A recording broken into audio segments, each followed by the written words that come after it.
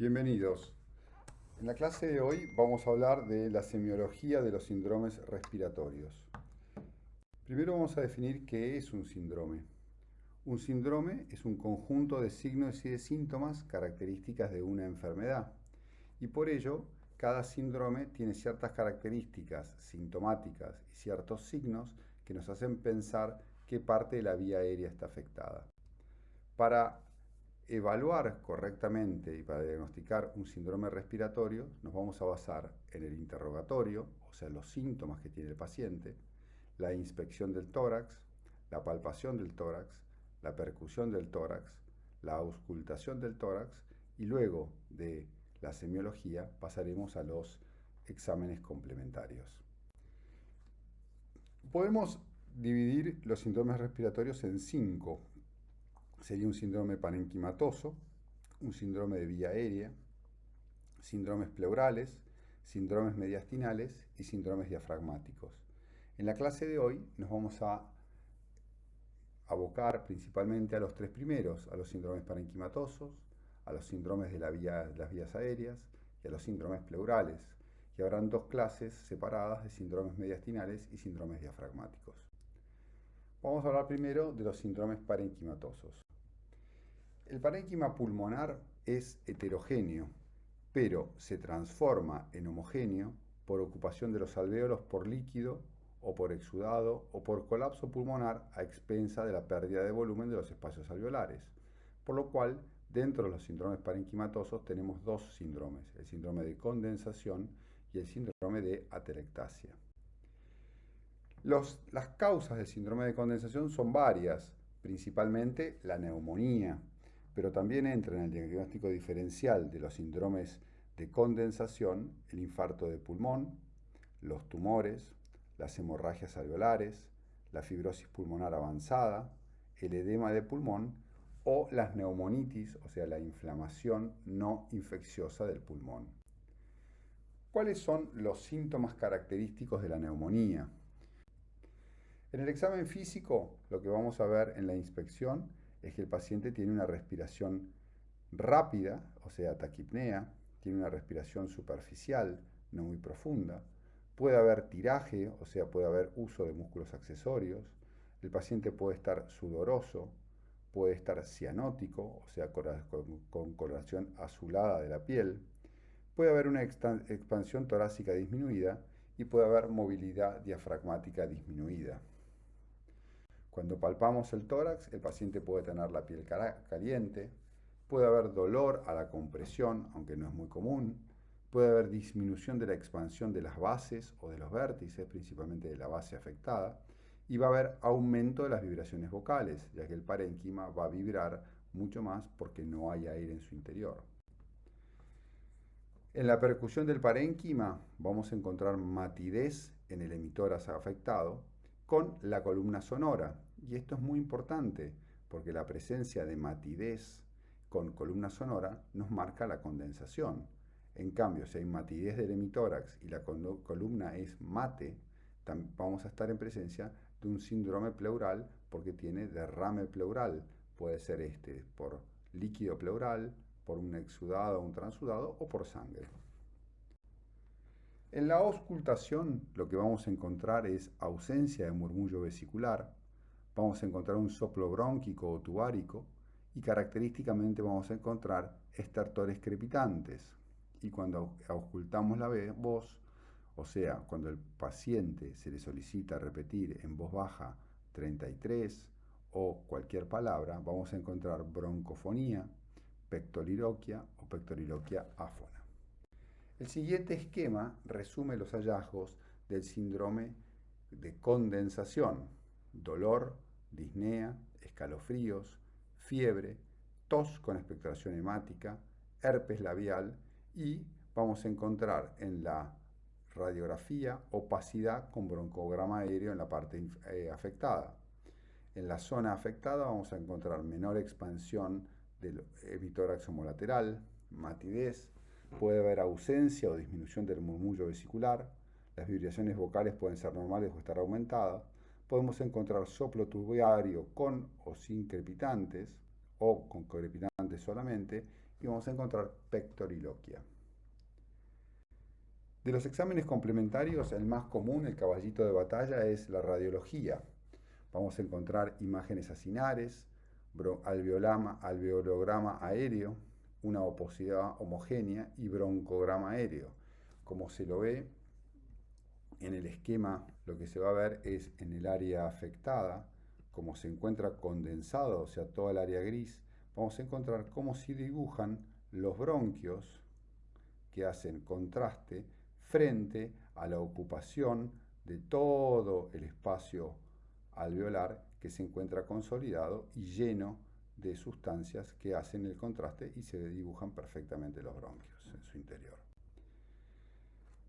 Luego tenemos el síndrome de atelectasia, que también es un síndrome parenquimatoso, y generalmente la causa es por obstrucción bronquial o por colapso. En los adultos, principalmente la obstrucción bronquial se da por tumores broncogénicos, benignos o malignos, que ocluyen los bronquios. Los niños se pueden ver cuerpos extraños, generalmente aspiración, por adenopatías que comprometen la vía aérea, por tumores extrabronquiales que aprietan la vía aérea y la comprimen, o por aneurismas que lo mismo comprimen la vía aérea. Por otro lado, también puede ser por colapso, en los infantes por déficit de surfactante y en los adultos por derrame pleural, por un neumotórax o por toracoplastias, que es una técnica que se utilizaba antiguamente para disminuir la cavidad torácica, principalmente en los pacientes que tenían neumonía y de esa forma tuberculosis, y de esa forma curar la tuberculosis antiguamente. ¿Cuáles son los síntomas de la atelectasia? Son la tos, la disnea y el dolor torácico. En el examen físico vamos a encontrar que esa zona tiene retracción del tórax, va a haber tiraje, el paciente va a tener taquipnea, va a tener una respiración superficial y va a tener una movilidad torácica disminuida. El examen físico de la percusión lo vamos a encontrar que la palpación tiene vibraciones vocales disminuidas y va a haber una disminución de la expansión del hemitórax afectado, muy parecido a lo que es el síndrome de condensación.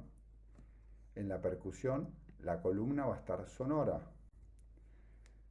La auscultación va a tener ausencia de murmullo vesicular, se va a encontrar un soplo tubario cuando hay atelectasia por compresión, y en la auscultación de la voz, como no va a estar conectado con la vía aérea, no va a haber ni broncofonía, ni pectoriloquia áfona. La radiología es el examen complementario más común. Lo que se va a ver es una opacidad homogénea de todo el hemitórax. Va a haber ausencia de broncograma aéreo, o sea, los bronquios que se deberían dibujar si hubiera sido un síndrome de condensación, como no están conectados a la vía aérea, pierden el aire y no hacen contraste. Va a haber retracción de las cisuras, por ejemplo, en este esquema, cuando hay una atelectasia del lóbulo inferior, la cisura puede estar desplazada hacia arriba.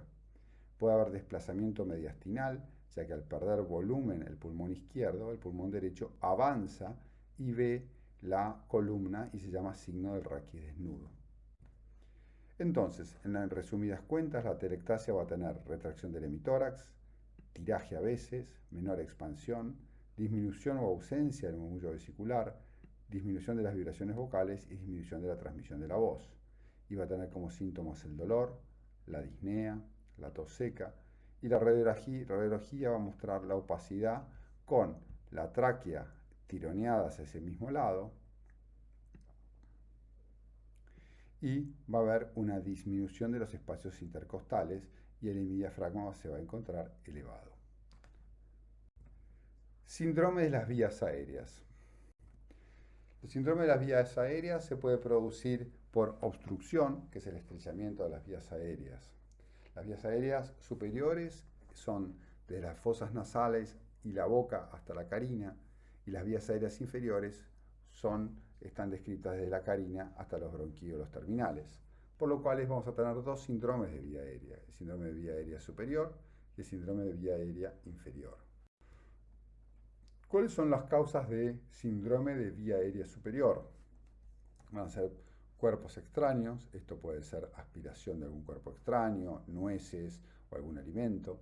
Puede haber causas infecciosas como la epiglotitis por inflamación del epiglotis, la difteria, el absceso periamigdalino, el absceso retrofaringeo, una laringitis tuberculosa y compromiso laringotraqueal por algún hongo, histoplasmosis o blastomicosis.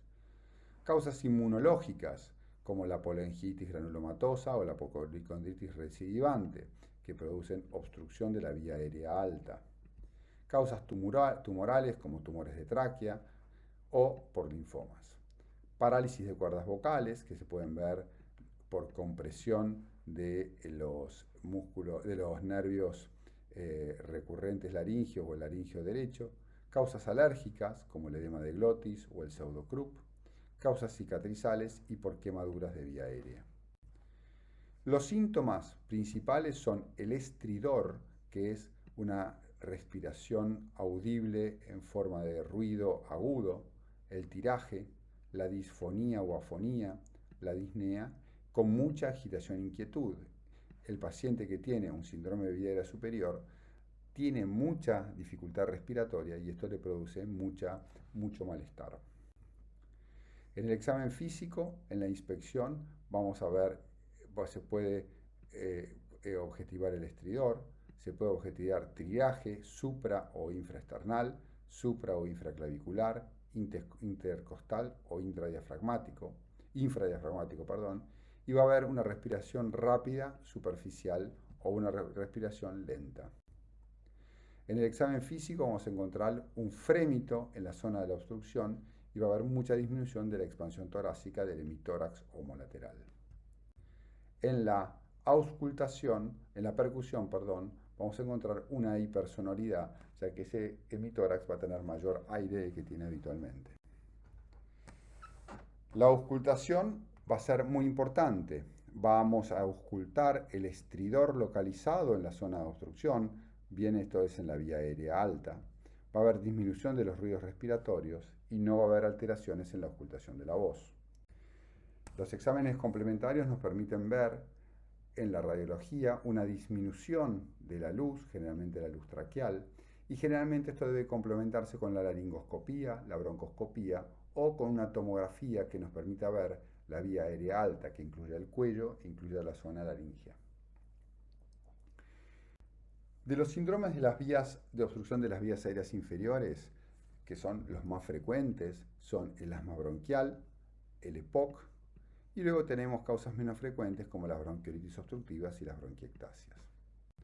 Los síntomas son recurrentes, pueden ser recurrentes y variables. Pueden tener disnea, sensación de opresión torácica, disnea, tos y expectoración mucosa, siendo en el asma estos síntomas variables y en el EPOC síntomas probablemente mucho más fijos que aumentan durante los periodos de exacerbación. En el examen físico vamos a encontrar taquipnea, aleteo nasal, uso de músculos accesorios, tiraje intercostal y sudoración. En el examen físico vamos a ver disminución de la expansión torácica con vibraciones vocales normales o disminuidas. En la percusión vamos a encontrar sonoridad normal o hipersonoridad y vamos a encontrar descenso de las bases, ya que los pacientes tienen aumento del atrapamiento aéreo y los diafragmas tienden a bajar y tenemos tenemos un aumento de los campos pulmonares. También vamos a encontrar como datos en la auscultación la expiración prolongada, sibilancias, roncus y no va a haber alteraciones en la auscultación de la voz. Es muy importante entender que en el diagnóstico del asma uno tiene que pensar para hacer en la enfermedad, para hacer diagnóstico de la misma. Cuando uno tiene síntomas recurrentes como son la disnea, sibilancia, sensación de cerrazón de pecho, tos y expectoración, junto con antecedentes familiares de asma o alergia, exposición a factores desencadenantes como pueden ser los alergenos, irritantes u otros, y antecedentes de síntomas periódicos, debemos solicitar como estudio complementario diagnóstico una espirometría. Y esto es fundamental, ya que el diagnóstico de los síndromes de obstrucción de la vía aérea inferior no se basan en el diagnóstico radiológico, sino en el diagnóstico funcional, y eso se hace con la espirometría. ¿Qué es la espirometría? La espirometría es la cuantificación a través de un equipo de los flujos respiratorios. Habitualmente, los sujetos normales, cuando uno los hace expirar, uno tiene una curva que asciende y generalmente exhala la mayoría del volumen dentro del primer segundo para seguir exhalando y ser a los más o menos 6 segundos la exhalación máxima. En cambio, en los pacientes asmáticos, la cantidad de aire exhalado en el primer segundo está disminuido y la exhalación total del aire puede estar disminuida en el tiempo o disminuido en cantidad total. Y cuando se le da broncodilatador, esto puede aumentar demostrando que tiene variabilidad con el broncodilatador. ¿Qué es el EPOC? Es un síndrome de obstrucción de vía aérea inferior. El EPOC está comprometido por varios síndromes, por la bronquitis crónica, que se denomina bronquitis crónica a la excesiva producción de moco de las vías aéreas mayores, con tos productiva diaria por más de 3 meses por año en más de 2 años consecutivos, por el enfisema, que es el agrandamiento permanente y anormal de los espacios aéreos distales al bronquiolo terminal, sin fibrosis y con destrucción de las paredes, y con la bronquiolitis obstructiva, que es la obstrucción de las vías aéreas menores con inflamación y fibrosis. Pero lo más importante, que el EPOC siempre tiene una anoxa, que es el tabaquismo. Es muy importante interrogar al paciente la presencia de tabaquismo cuando uno sospecha la presencia de EPOC. Hay distintos fenotipos en el EPOC. Tenemos el fenotipo enfisematoso, que generalmente son individuos adelgazados, donde uno puede ver frecuentemente las costillas y la retracción costal durante la inspiración en los periodos terminales, a lo cual uno denomina signo de Huber, que es la retracción de los músculos intercostales durante la inspiración, y esto se debe a que cuando el diafragma baja y hace presión negativa, los músculos intercostales se chupan hacia adentro. Esto está hablando de una obstrucción muy severa. Y tenemos el fenotipo bronquítico crónico, donde el paciente se encuentra, generalmente son pacientes obesos, edematosos, abotagados, y generalmente se tienen falla de ventrículo derecho con edema en miembros inferiores. ¿Cuáles son las diferencias en el examen físico entre el bronquítico crónico y el enfisema? En la inspección, la bronquitis crónica va a tener un tórax pícnico, o sea, un tórax amplio. En cambio, en el enfisematoso va a tener un tórax en tonel y se puede ver el signo de Huber. En la palpación, la expansión va a estar disminuida, en cambio el bronquítico crónico va a ser normal y las vibraciones vocales pueden estar disminuidas y en el bronquítico crónico son normales. En la sonoridad, los pacientes que tienen enfisema van a tener aumento de la sonoridad con bases descendidas, en cambio el bronquítico crónico no. Y en la auscultación, en el enfisematoso vamos a encontrar una disminución del murmullo vesicular, podemos encontrar a veces estertores crepitantes y va a haber un tiempo expiratorio forzado aumentado. En cambio, los pacientes que tienen bronquitis crónica, el murmullo vesicular es normal, se pueden ocultar runcos y sibilancias y va a haber un aumento del tiempo expiratorio forzado. ¿Cómo vemos la expansión del tórax? Colocamos las manos por el frente del paciente a nivel de la intersección de la octava costilla y el recto anterior y vemos cuando el paciente inspira y expira cómo se mueven nuestras manos en la inspiración y en la expiración. El signo de Huber es el movimiento hacia adentro de la pared inferior del tórax o reborde costal en la inspiración, y esto está hablando de la obstrucción severa de las vías aéreas, como ya hemos explicado. ¿Qué estudios complementarios podemos tener? Principalmente la radiología nos va a permitir ver signos de hiperinflación, donde vamos a ver pulmones hiperclaros, costillas horizontalizadas, el corazón en gota, o sea, un corazón pequeño, perdido dentro de los dos pulmones amplios, los diafragmas descendidos por debajo del sexto espacio intercostal anterior y un espacio claro preaórtico aumentado. El Va a estar marcado por la destrucción de los vasos, con menor vascularización. Se pueden ver áreas bullosas y bullas. Y podemos ver, como signos de inflamación bronquial, líneas paralelas y tórax, lo llamado el tórax sucio. En este esquema vemos el corazón en gota, la horizontalización de la costilla, el descenso de los diafragmas, la suciedad del tórax y la amputación de los vasos como muestra de la pérdida del parénquima subyacente del pulmón. En este esquema vemos el aumento del diámetro anteroposterior del tórax y el aumento del espacio claro precardíaco o retroesternal. Dentro de los signos de inflamación bronquial podemos ver las líneas de tranvía o tramline shadows, donde vemos la pared bronquial bien marcada debido a la inflamación que hace patente ver los bronquios, o podemos ver las zonas de suciedad por atrapamiento aéreo y tapones mucosos que se llama tórax sucio o tórax sucio. Pero claramente el diagnóstico del EPOC no se basa en la radiología, sino que se basa en la espirometría, como dijimos previamente en el asma. Todo síndrome de obstrucción bronquial inferior, el diagnóstico se hace con la espirometría. Y como ya hemos comentado, la espirometría nos permite evaluar los flujos expiratorios forzados en el primer segundo y a nivel total, donde vemos que el paciente que tiene EPOC va a tener una disminución de la relación entre el volumen expiratorio forzado en el primer segundo y la capacidad vital forzada, y vamos a graduar la severidad del síndrome obstructivo según la disminución del VERSU-1. Muy bien, ya vimos los síndromes de condensación, los síndromes de obstrucción bronquial y por último vamos a ver los síndromes pleurales.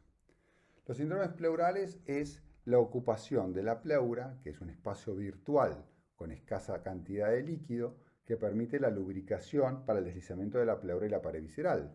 Y vamos a tener dos síndromes pleurales. Vamos a tener el síndrome de derrame pleural y el síndrome de neumotórax. Cuando uno tiene un derrame pleural, el líquido que se puede encontrar tiene generalmente dos características. Puede ser un trasudado o un exudado. Los trasudados generalmente son por insuficiencia cardíaca, por hipoalbuminemia, por ejemplo en el síndrome nefrótico o en la desnutrición, o en la cirrosis hepática con ascitis, lo que se llama hidrotórax hepático.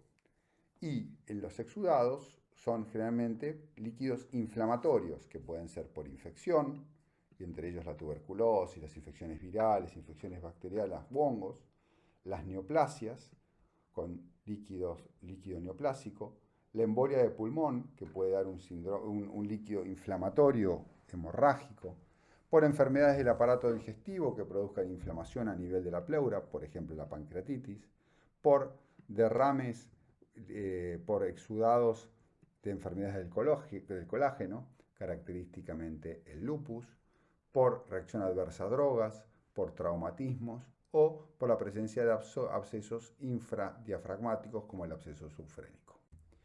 ¿Qué síntomas tiene el derrame pleural? Tiene la tos, disnea, la trepopnea, o sea, el decúbito preferencial para tener menos disnea, el dolor torácico y la puntada de costado, dolor pleurítico. En el examen físico podemos encontrar que el paciente tiene un decúbito preferente, a lo que denominamos trepopnea, puede tener respiración costal superior, puede encontrarse taquipneico, puede tener una respiración superior y tiene menos movilidad del emitedor afectado cuando el derrame es importante. En el examen físico, a la palpación, vamos a encontrar la abolición total de las vibraciones vocales, podemos encontrar un frote pleural y va a haber disminución de la base afectada. En la percusión vamos a tener hipersonoridad por arriba del derrame, vamos a tener matidez en la zona del derrame y vamos a tener lo que se denomina la curva de Damaso-Ellis, donde hay una cantidad mayor de líquido en los costados que en el centro del derrame.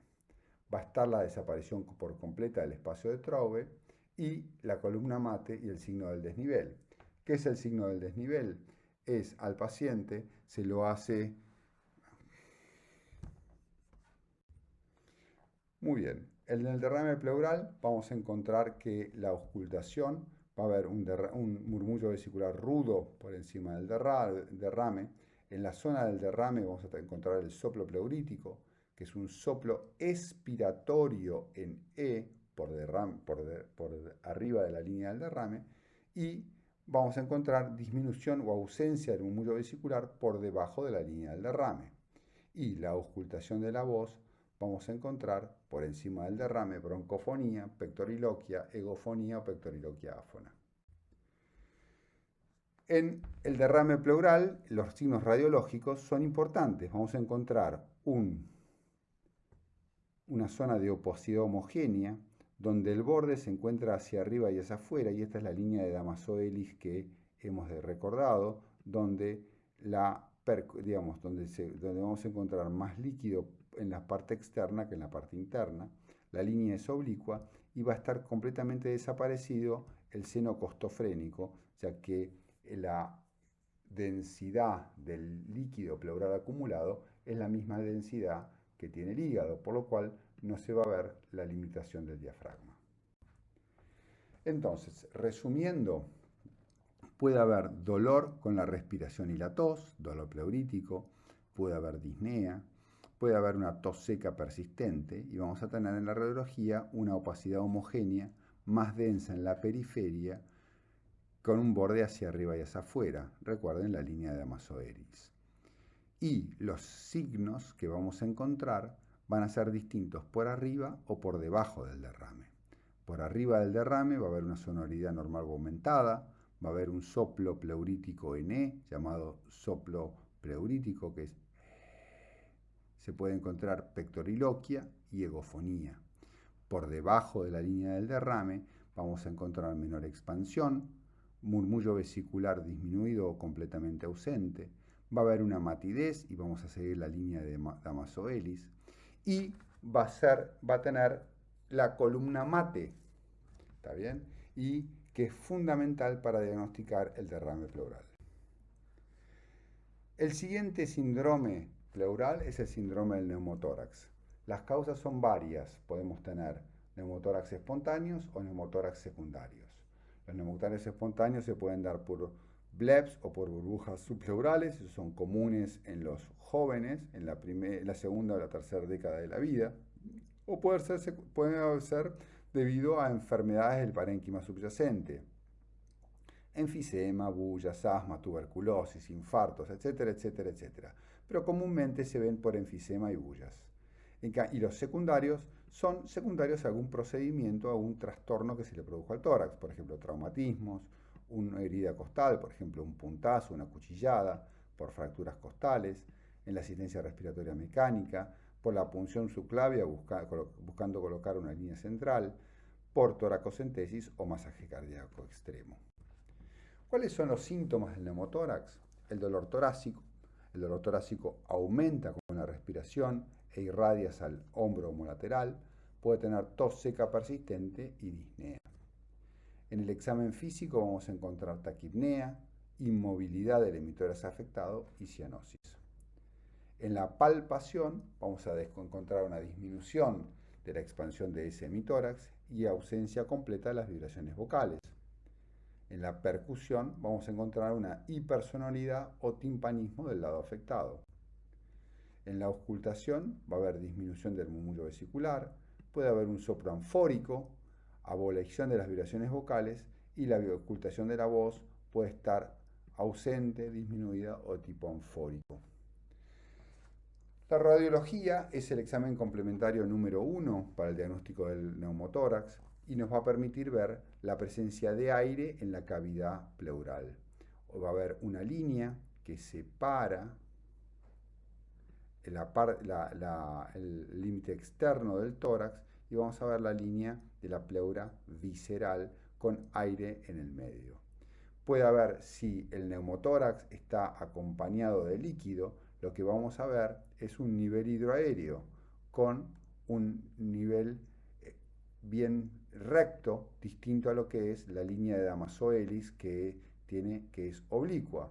Cuando encontramos un derrame que es claramente horizontal, pensamos que ese paciente, que ese derrame además tiene conexión con el aire porque pierde la capilaridad y se encuentra recto. En cambio, los derrames habitualmente tienen capilaridad y forman la línea de Damaso-Ellis, como es en el caso B, que marqué en la diapositiva. En cambio, el hidroneumotórax es totalmente horizontal, como está marcado en la línea A.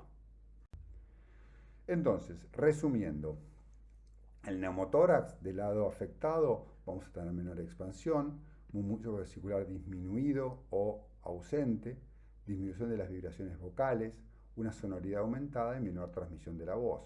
Como síntomas va a tener dolor, disnea, tos seca y una radiografía con la claridad periférica a la zona del neumotórax. Muy bien, hemos evaluado y hemos descrito los tres síndromes respiratorios: el síndrome parenquimatoso, el síndrome de las vías aéreas y los síndromes pleurales. Van a tener clases de síndrome mediastinal y síndrome diafragmático. Muchas gracias.